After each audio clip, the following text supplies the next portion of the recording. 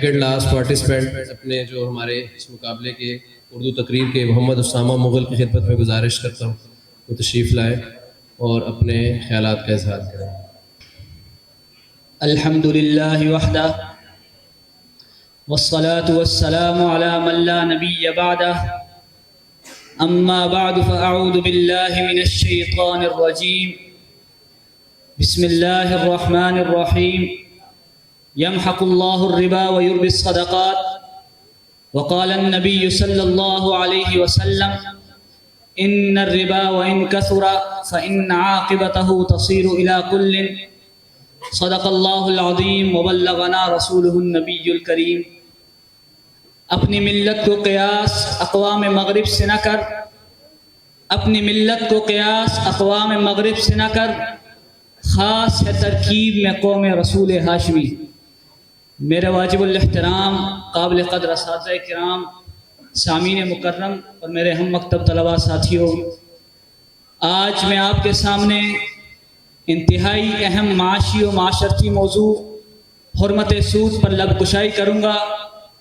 دعا ہے کہ رب العالمین قول و فعل قرآن و سنت کے مطابق بنانے کی توفیق عطا فرمائے۔ ارباب علم و دانش، اسلام اور قرآن صرف مسلمانوں کے لیے نہیں بلکہ پوری دنیا انسانیت کے لیے مشعل راہ اور کامیابی کا ضامن ہے۔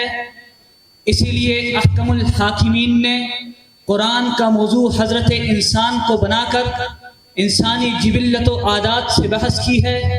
گویا کہ انسانی معاشی و معاشرتی قواعد چمکتے سورج کی طرح واضح کر دیے گئے ہیں۔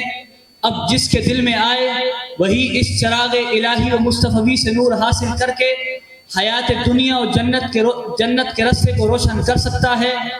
اسی لیے میرے دوستو، ہم ببانگ دہل یہ بات کہتے ہیں کہ اسلام کا ہر حکم انسانیت کا متاع حیات ہے، چاہے وہ حکم انفرادی ہو یا اجتماعی ہو، سیاسی ہو یا شرعی ہو، خاندانی ہو یا قبائلی ہو، معاشی ہو یا معاشرتی ہو، تجارتی ہو یا مالیاتی ہو، خلاصہ ہر حکم میں انسانیت کے لیے فوائد و ثمرات مضمر ہیں۔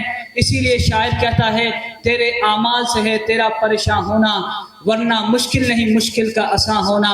پورے عالم پہ حکومت ہو تیری اے مسلم، سمجھ آ جائے اگر اپنا مسلمان ہونا۔ عزیزان من، آج ہم مسلمانوں نے اپنی زندگیوں کے معاملات میں اسلام و قرآن کو پس پش ڈال دیا ہے۔ ہم اپنی دنیا کو رنگین بنانے کے لیے گناہوں کا سہارا لیتے ہیں۔ ہم اجتماعی معاملات سے لے کر انفرادی معاملات سے لے کر اجتماعی معاملات تک کو اللہ اور رسول کی مخالفت سے بھر چکے ہیں۔ ہم شراب پینے سے لے کر سود کھانے تک کو عملاً جائز قرار دے چکے ہیں۔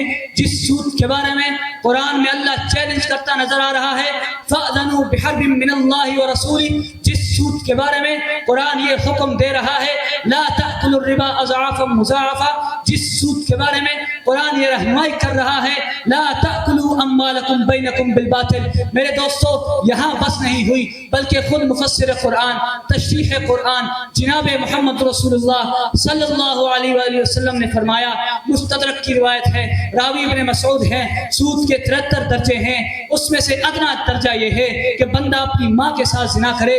سنو امت مسلمہ کے حکمرانوں، جابر بن عبداللہ راوی ہے، مسلم کی روایت ہے، سود کھانے والے، سود کھلانے والے، سود لکھنے والے، سود کی گواہی دینے والے سب پہ لعنت ہے، یہ سب غلام برابر کے شریک ہیں۔ سنو تاجروں، دل کے کانوں سے سنو، ابو ہریرہ راوی ہیں، حضور سید المرسلین صلی اللہ علیہ وآلہ وسلم نے فرمایا میرا گزر معراج کی رات ایک ایسی قوم پر ہوا جن کے پیٹ گھروں کی مانند پڑے تھے، ان کے پیٹوں کے سانپ سامنے سے نظر آتے تھے۔ میں نے جبرائیل سے پوچھا یہ کون لوگ ہیں؟ جبرائیل نے فرمایا یہ وہ لوگ ہیں جو سود کھاتے تھے۔ ارباب علم و دانش، میرا اور میرے اکابرین کا مسلم عقیدہ ہے کہ حضور سید المرسلین صلی اللہ علیہ وآلہ وسلم نے جو فرمایا وہ اظہر من الشمس ہے۔ نظام کائنات میں تغیر و تبدل ممکن ہے لیکن حضور کی گئی پیش گوئیوں میں کوئی تغیر و تبدل ممکن نہیں۔ میرے بھائیوں، اس بات کو یاد رکھو، اگر ہم آج نہ سدھرے، ہم نے اسلام و قرآن کو نہ اپنایا تو ہم اللہ کے اس قول کے مثل بن جائیں گے وَإِن تَتَوَلَّوْا يَسْتَبْدِلْ قَوْمًا غَيْرَكُمْ ثُمَّ لَا يَكُونُوا أَمْثَالَكُمْ۔ بس اپنی تقریر کا اختتام ان اشعار پہ کروں گا. عشق قاتل سے بھی مقتول سے ہمدردی بھی، عشق قاتل سے بھی مقتول سے ہمدردی بھی، یہ بتا کس سے محبت کی جزا مانگے گا. سجدہ خالق کو بھی ابلیس سے یارانہ بھی، حشر میں کس سے عقیدت کا صلہ مانگے گا. وآخر دعوانا ان الحمدللہ رب العالمین.